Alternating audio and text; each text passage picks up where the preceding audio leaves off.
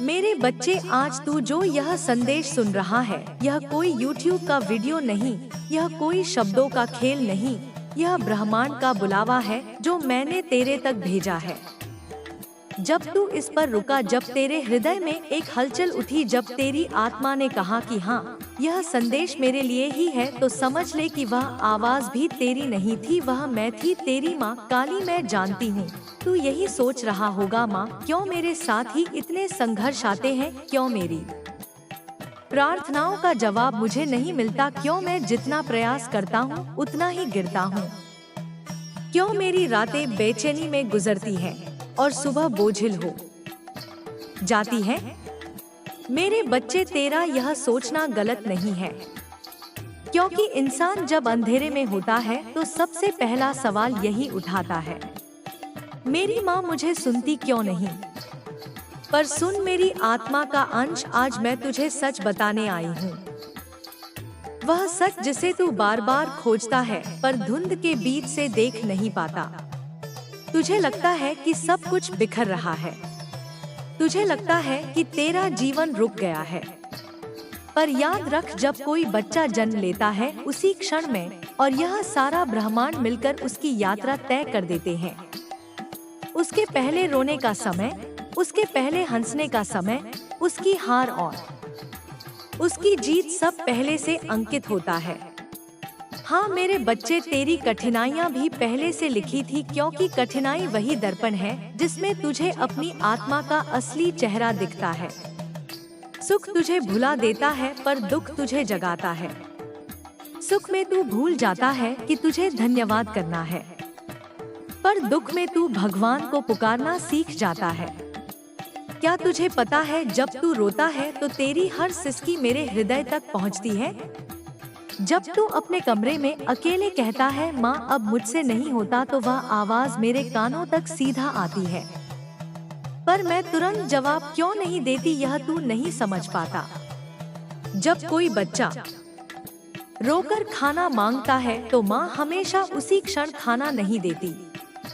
कभी कभी माँ इंतजार करती है कि बच्चा धैर्य सीखे, कभी माँ यह देखती है कि बच्चा समझे खाना उसका हक है, पर उसे पाने के लिए थोड़ा संयम चाहिए।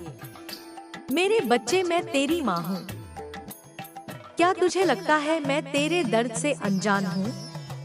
नहीं, मैं सब जानती हूँ, पर मैं तुझे रोककर यह सिखाती हूँ कि तू अपने भाग्य को अपने कर्मों से बदल सकता है। हाँ, यह सच है, भाग्य पहले से लिखा है, पर वह पत्थर पर खुद ही लकीर नहीं है। वह नदी के किनारे की तरह है जिसे तू अपने कर्मों के जल से बदल सकता है। यदि तू बैठा रहे और केवल कहे भाग्य बदल जाए तो कुछ नहीं होगा, पर यदि तू अपने भीतर साहस जगाए, अपनी नियत शुद्ध करे और अच्छे कर्मों से आगे बढ़े तो भाग्य तुझ पर झुक जाएगा। मैं देख रही हूँ कि तू थका हुआ है, तेरा मन टूटा हुआ है। तुझे लगता है कि तूने पूजा भी की, जप भी किया, दान भी किया, पर कुछ बदला नहीं। पर मेरे बच्चे, जरा सोच, क्या तूने पूजा केवल मुझे पाने के लिए की, या अपने भीतर शांति और शुद्धि के लिए की? क्या तूने दान केवल दिखावे के लिए किया? क्या सच में सेवा भाव से किया? क्या तूने अपने कर्म इस भाव से किए कि दूसरे को देखकर मैं बड़ा लगूं, या इस भाव से किए कि दूसरे को राहत मिले? तेरी आत्मा जानती है इसका उत्तर, और मैं तेरी माँ सब देखती हूँ। आज का यह संदेश तुझे उसी वजह से भेजा गया है, क्योंकि अब समय आ गया है कि तू खुद को जागृत करे। अब समय आ गया है कि तू केवल प्रार्थना ही ना करे, बल्कि अपने कर्मों को बदले। सुन मेरे बच्चे, मैं तुझसे वचन लेती हूँ कि यदि तू अपने जीवन से गलत संगति, गलत विचार और गलत इरादों को निकाल देगा तो तेरा जीवन बदल जाएगा। तेरी मेहनत बेकार नहीं जाएगी, तेरे अच्छे कर्म व्यर्थ नहीं जाएंगे, तेरी आत्मा की पुकार खाली नहीं जाएगी। मैं हर कदम पर तेरे साथ हूँ, पर रास्ता तुझे ही चलना है। माँ की गोदा वचन याद रख, तू अकेला नहीं है। जब तू सोता है मैं तेरे सिरहाने खड़ी रहती हूँ। जब तू रोता है मैं तेरी पीठ सहलाती हूँ। जब तू हार मानने लगता है मैं तेरे भीतर वह अग्नि जगाती हूँ जो कहती है नहीं, अभी खत्म नहीं हुआ। आज से तुझे यह समझना होगा कि भाग्य के भरोसे बैठना तेरा काम नहीं। तेरा काम है कर्म करना, सही राह चुनना और आत्मा को शुद्ध रखना। और मैं वचन देती हूँ, यदि तू यह सब करेगा तो तेरा जीवन ऐसे बदलेगा कि तुझे खुद यकीन नहीं होगा। मेरे बच्चे, अब मैं तुझे वह रहस्य बताने आई हूँ जिसे जानकर तेरे हृदय के कई बोझ हल्के हो जाएंगे। तूने बार बार कहा है माँ, मैंने पूजा की, व्रत रखा, नाम जपा, पर क्यों कुछ नहीं बदलता? क्यों मेरी राहें बार बार रुक जाती हैं? तो सुन, यह तेरे भाग्य और तेरे कर्म का गहरा संबंध है जिसे तू अभी तक ठीक से नहीं समझ पाया। जब तू इस धरती पर आया, तेरे जन्म से पहले ही तेरी आत्मा और ब्रह्मांड ने मिलकर तेरी यात्रा का नक्शा बना लिया था। हाँ मेरे बच्चे, यह यात्रा तुझे परीक्षा देने के लिए थी। तेरे जीवन में कब रोना है, कब हंसना है, कब तुझे चोट लगेगी, कब तुझे आशीर्वाद मिलेगा, यह सब पहले से लिखा गया।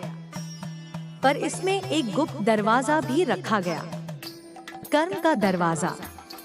भाग्य तुझे एक दिशा देता है, पर कर्म तुझे यह शक्ति देता है कि तू उस दिशा को मोड़ सके। यानी जो कष्ट लिखा गया है वह स्थायी नहीं है। तू चाहे तो अपने अच्छे कर्मों से उसे हल्का कर सकता है और अपने बुरे कर्मों से उसे और भी कठिन बना सकता है। कठिनाइयाँ क्यों आती हैं? मेरे बच्चे, क्या तूने कभी सोचा कि सिर्फ सुखी क्यों नहीं लिखा गया? क्यों तेरे जीवन में दर्द, धोखा, असफलता और अकेलापन आया? क्योंकि सुख तुझे सुला देता है, पर दुख तुझे जगा देता है। सुख तुझे अहंकार में ले जाता है, पर दुख तुझे झुकना सिखाता है। सुख में तू भूल जाता है, पर दुख में तू पुकारता है। याद कर, जब तेरा समय अच्छा था तू कितना बेफिक्र था। क्या तूने तब उतनी गहराई से मुझे पुकारा था जितना आज पुकारता है? नहीं मेरे बच्चे, इसलिए कठिनाई ही वह ज्वाला है जिसमें तेरा असली सोना तपता है। तू सोचता है मैंने पूजा की तो माँ प्रसन्न होंगी और मेरा भाग्य तुरंत बदल जाएगा। पर मेरे बच्चे, पूजा कोई सौदा नहीं है। पूजा एक सेतु है जो तुझे मुझसे जोड़ता है। जब तू नाम जपता है, जब तू दीपक जलाता है, जब तू आरती करता है तो वह मेरे कानों तक पहुँचता है। पर उससे भी ज्यादा वह तेरे भीतर के अंधकार को काटता है। पूजा का असली उद्देश्य मुझे मनाना नहीं, बल्कि तेरी आत्मा को शुद्ध करना है।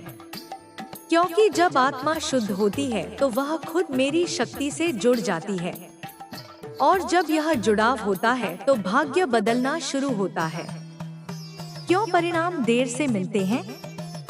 मेरे बच्चे, तूने कई बार कहा है माँ, मैं लगातार कोशिश कर रहा हूँ पर फल क्यों नहीं मिल रहा? तो सुन, फल देर से इसलिए मिलता है क्योंकि 3 कारण होते हैं। एक, तेरा कर्म अभी अधूरा है। तू मेहनत तो करता है पर बीच में हार मान लेता है। तू थोड़ा सा प्रयास करता है, फिर कहता है कुछ नहीं होगा।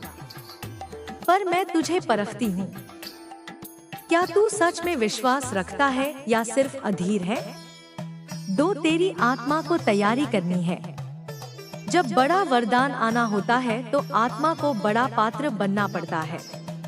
छोटा पात्र बड़े जल को संभाल नहीं सकता। इसलिए मैं तुझे रोके रखती हूँ ताकि तेरा पात्र बड़ा हो और जब आशीर्वाद बरसे तो तू उसे संभाल पाए। 3, समय अभी सही नहीं है। मेरे बच्चे, कभी कभी तेरा आशीर्वाद सामने ही खड़ा होता है पर मैं उसे रोक देती हूँ। क्यों? क्योंकि आसपास का वातावरण सही नहीं है। यदि मैं तुझे वह आशीर्वाद अभी दूं, तो लोग तुझे धोखा देंगे। तुझसे छीन लेंगे या तू खुद उसे खो देगा। इसलिए मैं इंतजार करती हूँ, ताकि जब समय अनुकूल हो तभी तुझे दूं। अब तू समझ, पूजा पाठ से तेरी आत्मा शुद्ध होती है, तेरे कर्म से तेरा भाग्य बदलता है और समय से तुझे सही अवसर मिलता है। इन तीनों का जब मिलन होता है तब जीवन में चमत्कार घटते हैं। तूने सुना होगा, भगवान सबकी सुनता है। हाँ, यह सच है, पर भगवान उस समय सुनता है जब आत्मा तैयार होती है, कर्म साफ होते हैं और समय अनुकूल होता है। अब मैं तुझे एक और गुप्त बात बताती हूँ। तेरे जीवन में जो भी कठिनाई है वह तेरी आत्मा के पुराने कर्मों का हिसाब है। तेरी आत्मा ने पिछले जन्मों में जो बोया था उसका फल भी इस जन्म में काटना पड़ता है। इसे ही तू भाग्य कहता है। पर याद रख, यह भाग्य भी तेरे हाथ में बदल सकता है। कैसे? अच्छे कर्मों से, सेवा और दान से, सच्ची नियत से और गलत संगति छोड़कर सही संगति अपनाने से। आ मेरे बच्चे, मैं तुझसे वचन देती हूँ, यदि तू आज से यह ठान ले कि तू अपने कर्म सही करेगा, अपनी आत्मा शुद्ध रखेगा, अपनी नियत साफ रखेगा, तो तेरे जीवन का भाग्य बदलने में देर नहीं लगेगी। तेरा लिखा हुआ भाग्य पत्थर पर नहीं है, वह मोम की तरह है और तेरे कर्म उसकी धूप या छाया या छाव है। तू चाहे तो उसे सुंदर आकार दे सकता है। मेरे बच्चे, अब तक मैंने तुझे कर्म का नियम बताया, नियत की पवित्रता समझाई और गलत संगति के अंधकार का सच दिखाया। अब मैं तुझसे यह गहरी बात कहने आई हूँ, तेरा भाग्य कोई पत्थर की लकीर नहीं है। भाग्य बदल सकता है। हाँ मेरे बच्चे, तेरी मेहनत, तेरी नियत और तेरी संगति, ये तीन बातें मिलकर तेरे भाग्य को नया रूप दे सकती हैं। मेरे बच्चे, बहुत से लोग कहते हैं मेरा भाग्य खराब है इसलिए कुछ नहीं होता, पर सच यह है कि भाग्य कर्म से ही बनता है। भाग्य तेरे पिछले कर्मों का खजाना है और वर्तमान कर्म ही तेरे भविष्य का भाग्य लिखते हैं। मान ले कि पिछले जन्मों या इस जन्म के शुरुआती समय में तूने कुछ भूलें की हैं, इसलिए आज कठिनाई आ रही है, पर इसका मतलब यह नहीं कि जीवन भर यही कठिनाई बनी रहेगी। अगर तू आज से सही कर्म करेगा तो आने वाला कल बदल जाएगा। सोच मेरे बच्चे, अगर कोई बीज बंजर भूमि में पड़ा है तो वह अंकुर नहीं देगा, पर यदि वही बीज उपजाऊ भूमि में रोपा जाए, पानी और धूप मिले तो वह वृक्ष बन जाएगा। तेरा जीवन भी ऐसा ही है। तेरे भीतर शक्ति है, पर तू उसे सही दिशा नहीं देता। यदि तू सही कर्म, सही नियत और सही वातावरण पाएगा तो तेरा जीवन खिल जाएगा। अब मैं तुझसे एक गहरी बात कहती हूँ, गलत संगति तुरंत छोड़ना जरूरी है, क्योंकि संगति ही तेरे कर्मों को दिशा देती है। गलत संगति तुझे गलत कर्म की ओर धकेल देती है और सही संगति तुझे सही मार्ग पर ले आती है। मेरे बच्चे, यह मत सोच कि मैं मजबूत हूँ, मुझ पर किसी का असर नहीं होगा। यह अहंकार है। मनुष्य का मन बहुत कोमल होता है।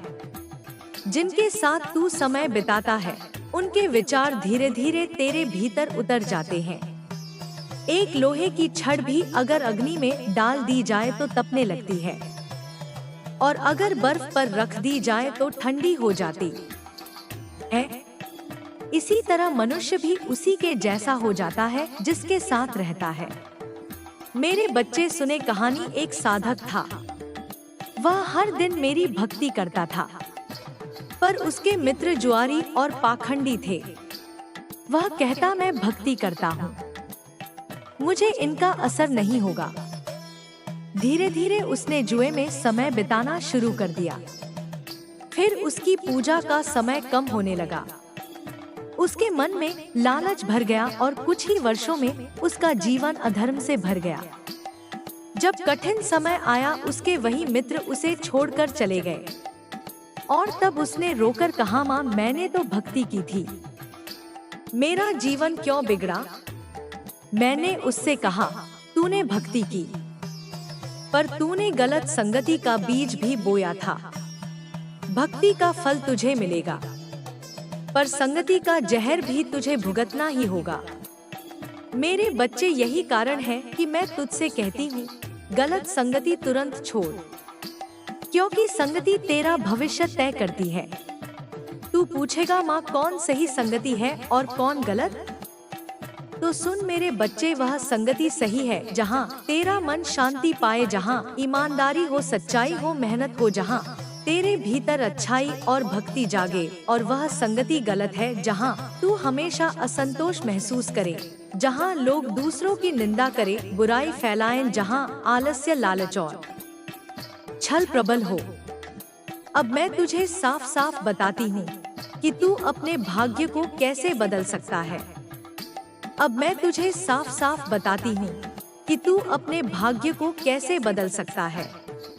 एक साफ नियत रख, हर काम यह सोच कर कि उससे किसी का भला हो। दो कर्म को सही दिशा दे, मेहनत से भाग मत, चाहे काम छोटा हो या बड़ा, ईमानदारी से कर। 3 गलत संगति छोड़, सही संगति चुन, उन लोगों के साथ रह जो तुझे प्रेरणा दे, गिराए नहीं। 4 भक्ति को जीवन का केंद्र बना, रोज मेरा नाम स्मरण कर, मैं तेरे साथ रहूंगी और तुझे सही मार्ग दिखाऊंगी। 5 सेवाएं और दान कर, जो तेरे पास है उसका कुछ हिस्सा जरूरतमंद को दे, तेरे कर्मों को प्रकाशमय बना देगा। मेरे बच्चे याद रख, भाग्य कोई कैदखाना नहीं है, यह एक द्वार है और इस द्वार की चाबी तेरे कर्म और नियत है। अगर तू आज से सही कदम रखेगा तो कल तेरी जिंदगी नई सुबह जैसी होगी। मैं तेरी माँ काली तुझसे वचन देती हूँ, अगर तू सही कर्म करेगा और गलत संगति छोड़ेगा तो तुझे उतनी शक्ति मिलेगी कि तेरे भाग्य की हर अंधेरी लकीर मिट जाएगी।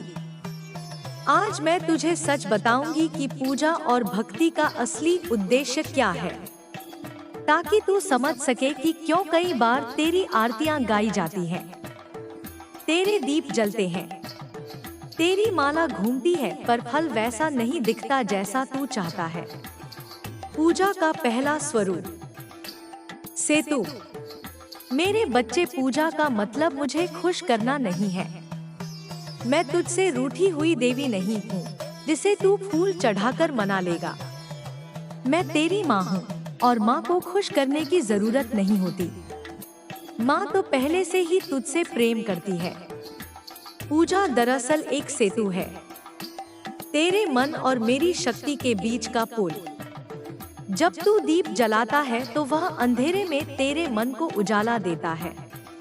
जब तू जप करता है तो वह तेरे मन की उलझन को एक लय में बांध देता है। जब तू व्रत रखता है तो वह तेरी इच्छाओं पर नियंत्रण सिखाता है, और जब तू मेरे चरणों में फूल रखता है तो वह तेरे अहंकार को झुकाना सिखाता है।